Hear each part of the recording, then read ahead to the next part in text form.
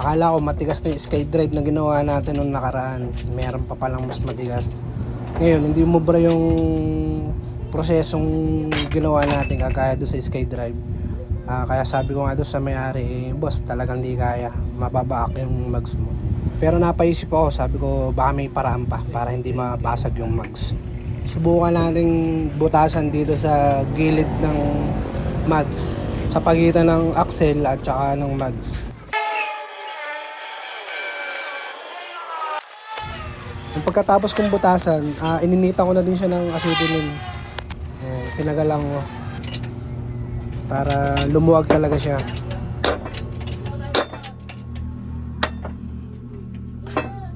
Diyos ko, pahirap.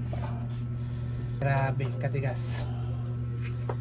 Kala ko masisira na.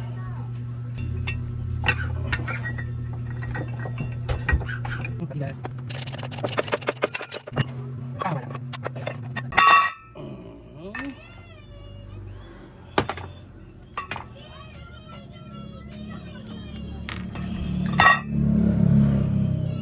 Ayan, ang kalawang. Oh.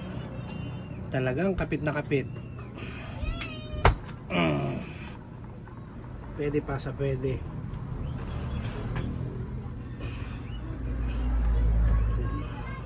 Okay, thank you mga boss.